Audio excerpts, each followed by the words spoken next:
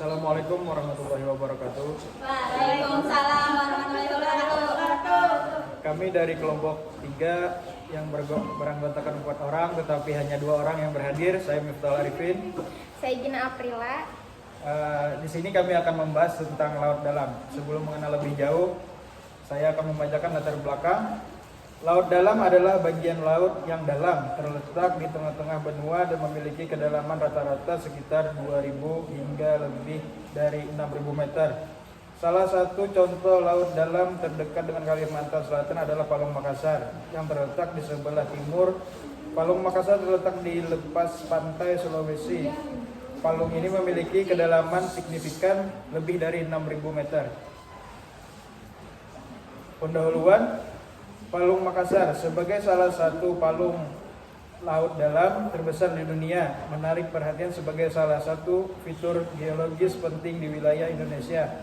Palung Makassar bukan hanya menjadi rumah bagi keanekaragaman laut yang kaya, tetapi juga berperan penting dalam regulasi iklim global melalui peran dalam sirkulasi termohalin laut. Adapun tujuannya, yaitu kelestarian Palung Makassar memiliki implikasi yang luas bagi keberlanjutan lingkungan yang dalam global dan kehidupan masyarakat sekitarnya. Oleh karena itu, perlindungan dan penanggulangan permasalahan lingkungan di Palung Makassar sangat penting bagi keseimbangan ekosistem dalam dan kelangsungan hidup spesies yang bergantung padanya.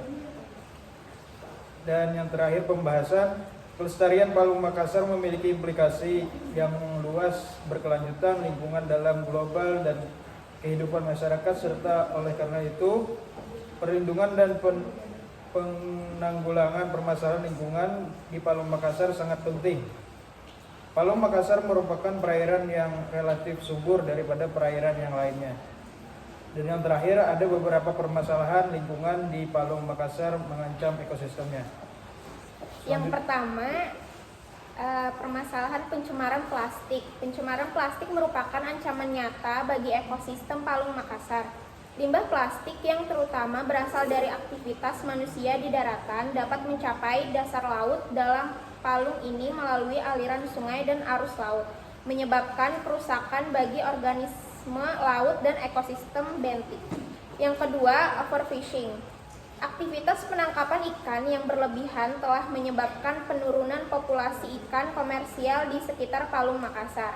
Selain itu, penangkapan ikan yang tidak berkelanjutan juga menyebabkan ketidakseimbangan ekosistem laut dengan merusak struktur trofik dan mempengaruhi stabilitas populasi. Ada beberapa upaya penanggulangannya.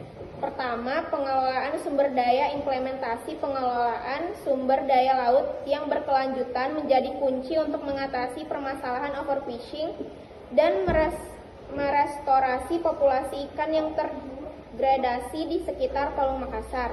Yang kedua, kampanye kesadaran publik, kampanye edukasi dan kesadaran publik tentang pentingnya menjaga lingkungan laut dan mengurangi penggunaan plastik sekali pakai dapat membantu mengurangi pencemaran plastik di Palung Makassar.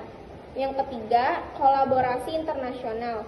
Kerjasama lintas batas antar negara dan organisasi internasional sangat diperlukan untuk mengatasi tantangan perubahan iklim dan merancang strategi adaptasi yang efektif bagi ekosistem Palung Makassar. Yang keempat, ada konservasi terumbu karang. Upaya konservasi terumbu karang termasuk restorasi terumbu karang yang rusak dan pembentukan kawasan konservasi laut yang berkelanjutan diperlukan untuk melindungi ekosistem pesisir yang rentan di sekitar Palung Makassar. Jadi kesimpulannya, Palung Makassar sebagai salah satu palung laut dalam terbesar di dunia memainkan peran penting dalam menjaga keanekaragaman hayati laut dan mendukung kehidupan masyarakat lokal di sekitarnya. Namun, permasalahan lingkungan yang dihadapi Palung Makassar menunjukkan perlunya upaya kolaboratif dari berbagai pihak untuk menjaga keberlangsungan ekosistem laut dalam ini bagi generasi mendatang.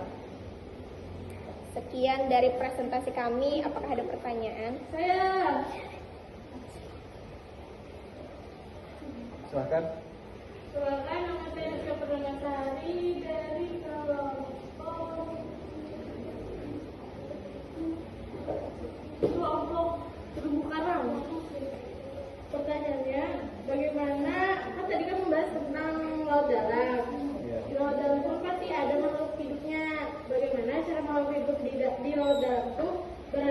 dengan lingkungannya. Udah, makasih.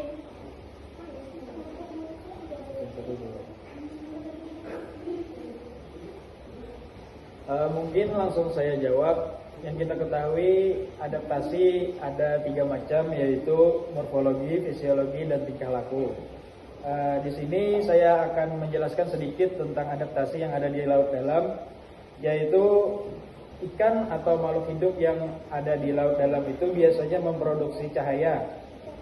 Yang ikannya itu, ya, yang menghasilkan secara sendiri untuk menarik mangsa atau pasangannya. Yang kedua, mata yang besar. Beberapa makhluk laut dalam memiliki mata yang besar untuk melihat dalam kegelapan. Selanjutnya yaitu ada tubuh yang fleksibel. Mengapa perlu? Karena di dalam laut dalam itu biasanya sempit, jadinya fleksibel untuk para makhluk hidup untuk bergerak ikan.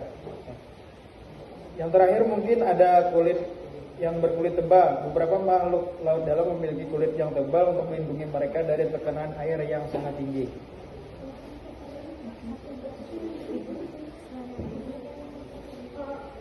Baik, terima kasih untuk jawabannya.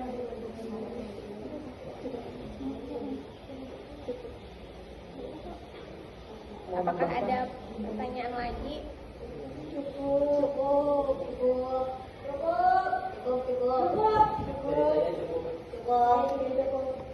Mau ditambahkan kah? Sekian dari kami. Wassalamualaikum warahmatullahi wabarakatuh.